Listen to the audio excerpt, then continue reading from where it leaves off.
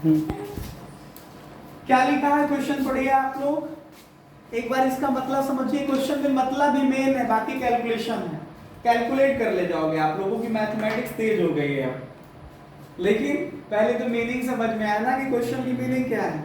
तो पहले क्वेश्चन देखिए क्या लिखा है।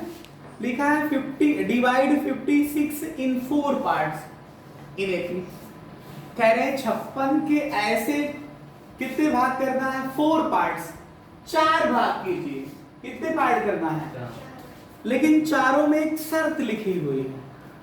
शर्त क्या है, बात को समझिएगा कि चारों AP में होंगे, ठीक है।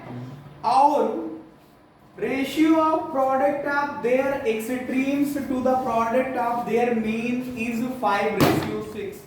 मतलब जैसे 4 पार्ट आपने किया ना, तो 4 पार्ट अगर है, जैसे मान लो थोड़ी देर के लिए, हेलो बात समझिए, जैसे मान लो 4 पार्ट्स हम आपको दिखा रहे हैं, ऐसे ही लाइन से समझा रहे हैं। तो कह रहे हैं कि जो छोर पे है, किनारों पे भाग है, वो ये दोनों हुए, मध्य वाले या मीन वाले ये दोनों हुए जाकर के। तो इसका प्रोडक्ट इसके साथ कर लो और इसका प्रोडक्ट इसके साथ कर लो, तो रेशियो कितना आता है, 5:6 आता है।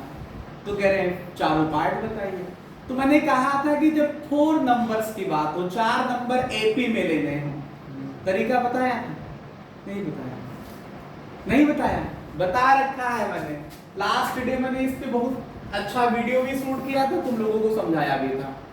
मैंने कहा था कि आप पहले जब भी AP में 3 part, 4 part, 5 part, 4 number, 3 number, 5 number मानने हो, तो एक ही सीरीज बाहर बना लिया करो।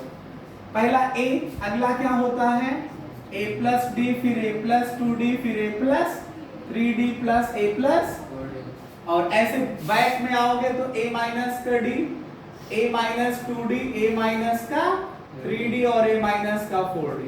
मैंने कहा था जब 3 और 5 मानने हो, तो 3 मानने हो तो इसको ले लो, एक ये ले लो, एक ये ले लो, एक ये, और ऐसे दो बैक में चले आओ। 5 मानने हो तो ये, 3 मानने तो 1 2 3। लेकिन जब 2 या 4 मानने हो तो इसको छोड़ देना, इसको छोड़ देना।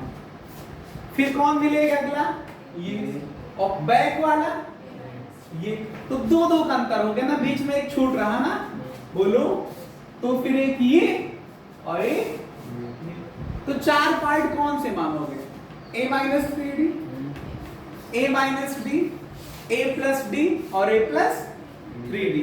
Late 4 parts, let 4 parts of 56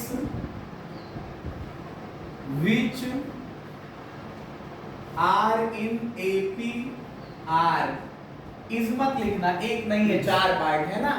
पहला पार्ट कौन होगा, A-3D, अगला A-D, फिर अगला A+D, फिर अगला A+3D। अगर आपको हिंदी में लिखना हो तो मानिएगा कि 56 के 4 भाग जो समांतर श्रेणी में है वो कौन कौन से हैं, A-3D, A-D, A+D और A+3D।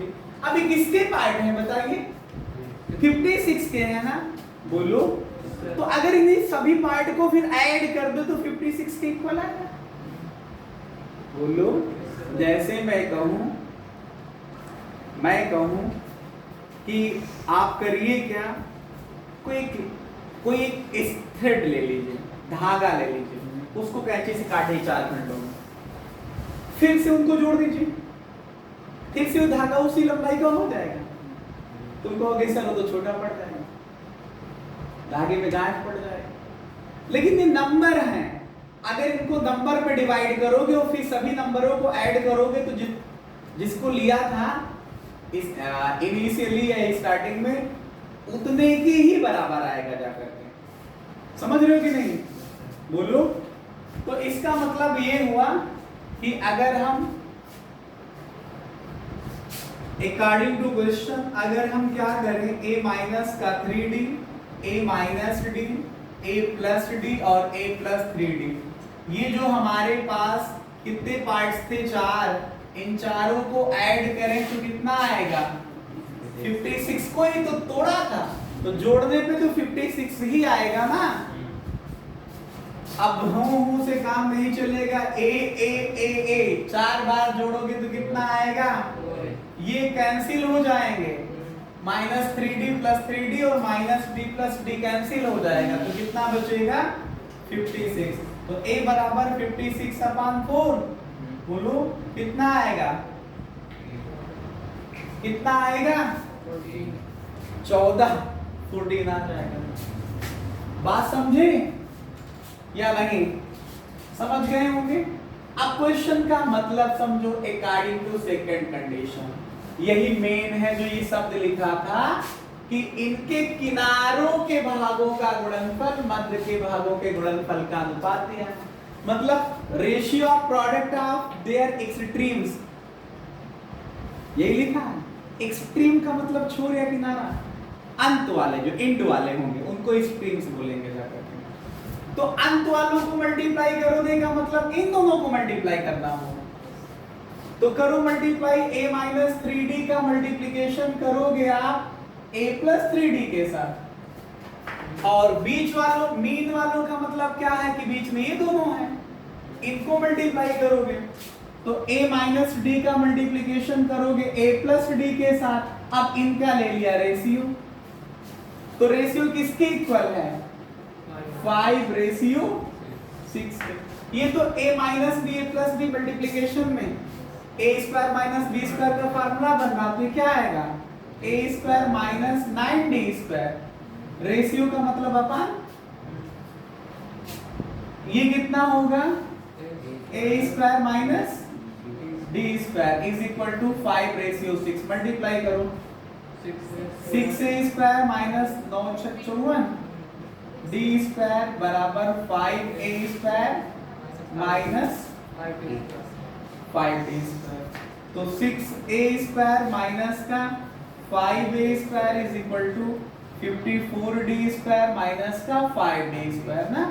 तो यहाँ a², यहाँ 49d² आएगा क्या?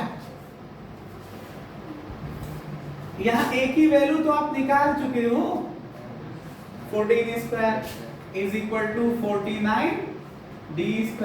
तो 14² का मतलब 14 × 14, और इसको डिवीजन में ले लो, तो यहाँ पे बचेगा d²।